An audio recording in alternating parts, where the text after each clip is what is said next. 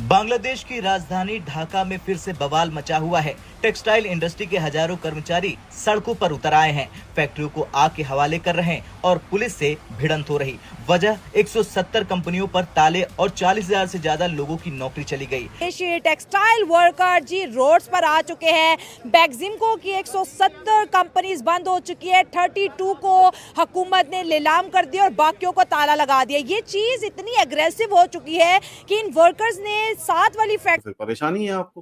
तो ये कौन सी नाइंसाफी है और ये कौन सा आपका नया स्टैंडर्ड है। तो इसके ऊपर जब सवाल पूछेंगे तो यूनुस के पास कुछ बोलने को नहीं होगा। अब बोलने को नहीं होगा तो इसी चक्कर में प्रोटेस्ट चलते हैं और प्रोटेस्ट हर जगह पे होते रहते हैं चारों तरफ। आप देखेंगे रेल भी गा सकते हैं। तो मैं ये कह रही हूँ कि शी जिनपिंग जो है वो इन्वेस्टमेंट का तो उन्होंने कह दिया जी $23 बिलियन की इन्वेस्टमेंट कर देंगे, लेकिन साथ ही साथ वो ये सोच रहे होंगे अब बचाना कैसे।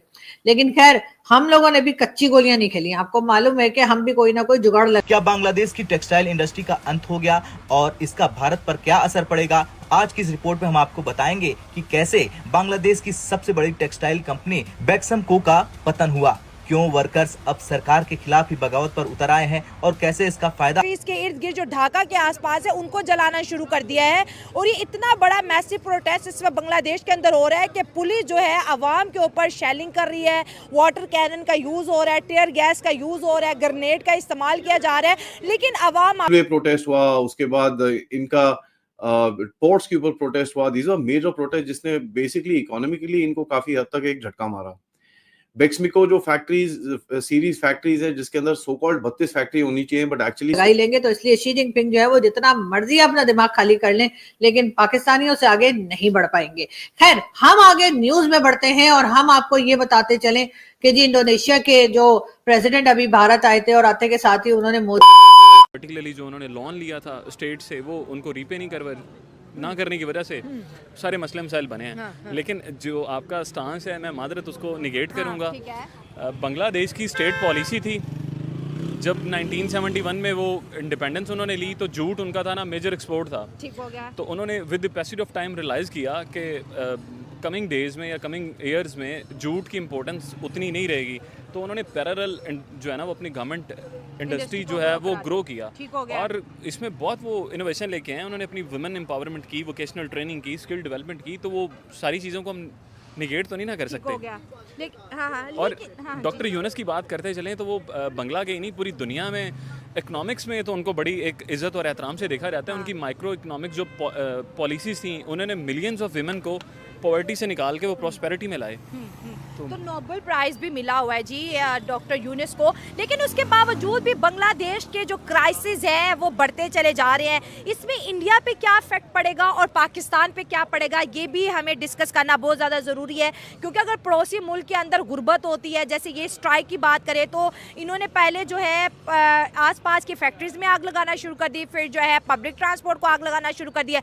कभी जो है ढाका कॉलेज के जो है स्टूडेंट आग लगाना शुरू हो जाते, प्रोटेस्ट करते, तो कभी ढाका यूनिवर्सिटी के करते हैं, अब ये फैक्ट्री वाले भी आ गए हैं। तो अब ऐसा लगता है कि जो इन्वेस्टर हैं वो तो बांग्लादेश जाने से पहले 100 दफ़ा सोचेंगे कि भाई यहाँ के जो लोग हैं, कभी अडानी कहते हैं मैं आपकी बिजली काट दूंगा, आपने मेरा बिल नहीं दिया हुआ। तो जिसका टका इतना स्ट्रॉन्ग था अब वो टका ऐसे लग रहा है कि वो भी IMF के दरवाजे पे खड़ा होने वाला है। गुजारिश है 3-4 क्वेश्चन इकट्ठे हो गए, मैं 1 बाय 1 एड्रेस करता हूँ। हाँ। सबसे पहला तो रीजनलिज्म की, आपने रीजनल स्टेबिलिटी की बात की कि जो रीजन्स में 7 नेबरिंग कंट्रीज़ हैं पर्टिकुलरली इंडिया, पाकिस्तान, इनके ऊपर क्या उसके इम्पैक्ट्स होंगे। तो मैडम बिल्कुल केवन ब्लोर रीजनल एक्सपर्ट हैं यूरोपियन। तो जब तक रीजनल स्टेबिलिटी नहीं होती तब तक आप डोमेस्टिक स्टेबिलिटी नहीं ला सकते, तो इम्पैक्ट तो पड़ेगा। दूसरा बात जो वो कर रही हैं कि वो FDI नहीं अट्रैक्ट कर सकेंगे या पर्टिकुलरली एंड यहाँ पर इनको ज्यादा चीजें चाहिए और वो बोलते हैं कि हमारा मॉनेटरी कॉम्पनसेशन जो है वो ज्यादा होना चाहिए। तो ऑब्वियसली वहां पर इसका कुछ अराजकता सी फैल रही है और कल यूनुस के घर के सामने खड़े होके काफी हद तक मतलब नारेबाजी हुई, काफी प्रोटेस्ट हुआ और पुलिस ने भी रोकने की कोशिश करी, लेकिन बैरिकेड तोड़ के वो काफी आगे तक पहुंच गए थे। नौ यूनुस की अपनी सरकार जो वहां पर सरकार क्या जो भी है वो स्ट्रक्चर जैसा बैठा हुआ है वहां पर, वो खुद प्रोटेस्ट से आए थे। तो अभी किसी को मना भी नहीं कर सकते क्योंकि लोग इनको बोलेंगे अच्छा भाई तुम जब प्रोटेस्ट करो तब ठीक है, अगर हम करें तो फिर परेशानी है आपको। तो ये कौन सी नाइंसाफी है और ये कौन सा आपका नया स्टैंडर्ड है, तो इसके ऊपर जब सवाल पूछेंगे तो यूनुस के पास कुछ बोलने को नहीं होगा। अब बोलने को नहीं होगा तो इसी चक्कर में प्रोटेस्ट चलते हैं और प्रोटेस्ट हर जगह पे होते रहते हैं चारों तरफ। आप देखेंगे रेलवे प्रोटेस्ट हुआ, उसके बाद इनका पोर्ट्स के ऊपर प्रोटेस्ट हुआ। दीज आर मेजर प्रोटेस्ट जिसने बेसिकली इकोनॉमिकली इनको काफी हद तक एक झटका मारा। बेक्समिको जो फैक्ट्रीज सीरीज फैक्ट्रीज है जिसके अंदर सो कॉल्ड 32 फैक्ट्री होनी चाहिए बट एक्चुअली 16 ही हैं, उनके फैक्ट्री वर्कर्स के प्रोटेस्ट चल रहा है क्योंकि उनका पूरी फैक्ट्रियां बंद हो रखी हैं। 16, 20, 25,000 लोग अफेक्ट हो गए हैं। एक और जगह है जहां पर 50,000 लोगों की नौकरियां गई हैं एक साथ, तो वहां पर भी थोड़ा थोड़ा करके गुस्सा आना शुरू हो चुका है। So there is a lot which is happening as far as protest, और ये चीजें संभालना किसी भी देश के लिए ठीक नहीं, इजी नहीं है, क्योंकि चारों तरफ अगर आपके अराजकता हो तो आप किस तरह किसको भेजोगे, किसको कहां से संभालोगे, ये तो फिर it becomes a very difficult task. और यूनिस की गवर्नमेंट खुद सिक हो रही है और ये बार बार बोलते रहते हैं प्रोटेस्ट मत करो, प्रोटेस्ट मत करो। कौन सुनेगा इनकी बात? यहाँ तक कि सोसाइटी की हालत इतनी खराब है कि वीडियोस आ रहे हैं वहां पर, और ये जो प्रो यूनिस के स्टूडेंट एडवाइजर्स के ये टूचे पुचे हैं, उनकी तरफ से वीडियो आ रहे हैं कि हमको एक ऐसा डिक्लेरेशन करना चाहिए कि पूरा बांग्लादेश कांप जाए, और वार्निंग दे रहे हम पुलिस को, आर्मी को, नेवी को, बीजीपी को, एयरफोर्स को, कि साहब सबको ये पता चलना चाहिए कि हमारे में कितना दम है और हम पूरे देश को हिला सकते हैं दोबारा से। So again this is that basic student this thing. अब स्टूडेंट्स के बारे में अगर आप देखें तो ढाका यूनिवर्सिटी लोगों के फ्लैट निकलते हैं, कितने लोगों के अपार्टमेंट आते हैं, कितने लोगों के कॉर्नर के प्लॉट आते हैं, वो एक अलग कहानी है, वो हमारे यहाँ चलेगी। लेकिन इस बार हम अकेले नहीं हैं, इसलिए हमें ज्यादा चौड़ा होने की जरूरत नहीं है कि जो भी आएगा वो हम खा पी के और भाग लेंगे। इसलिए कि इसमें इस बार बांग्लादेश भी है और श्रीलंका भी है, और मेरा ख्याल है कि चाइना भी इस बार हम पे बड़ी नजर रखेगा और कहेगा कि वो जिसे कहते हैं ना, पैसा आता ही उनको पता है कि हमारी नजर भी पैसे पे ही है। तो अगर शी जिनपिंग अगर इंडियन मूवीज देखा करते, अगर शी जिनपिंग को अगर गाने आते तो वो कहते जहां तेरी ये नजर है मेरी जान मुझे खबर है। जी हाँ, बच्चन साहब के स्टाइल में कोई नहीं गा सकता, तो सिर्फ बच्चन साहब ही गा सकते हैं। तो मैं ये कह रही हूँ कि शी जिनपिंग जो है वो इन्वेस्टमेंट का तो उन्होंने कह दिया जी, $23 बिलियन की इन्वेस्टमेंट कर देंगे, लेकिन साथ ही साथ वो ये सोच रहे होंगे अब बचाना कैसे।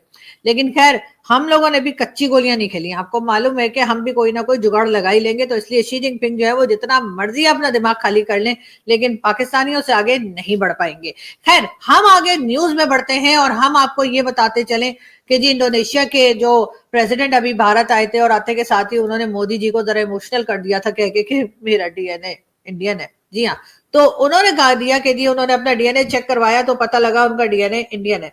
अब उन्होंने जी ये अनाउंस किया कि वो गजा में, जहां पर आप जानते हैं कि इजराइल और गजा और कह लीजिए हमास, इनके बीच में जो लड़ाई झगड़ा जंग चलती रही है, तो उसमें बहुत नुकसान हुआ है, कई बिल्डिंग्स गिरी हैं, बहुत कुछ हुआ है। तो उसमें उन्होंने कहा कि 100 मसाजिद यानी कि जो मस्जिद है वो बनाएंगे और वो बनाकर दी जाएंगी गजा में इंडोनेशिया की तरफ से।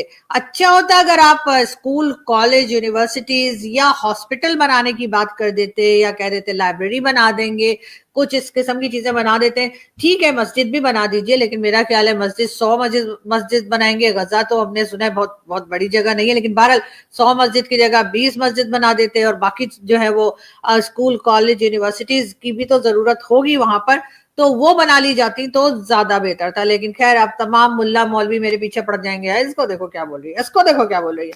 लेकिन मैं होती तो मैं तो हरगिज मस्जिद बनाकर ना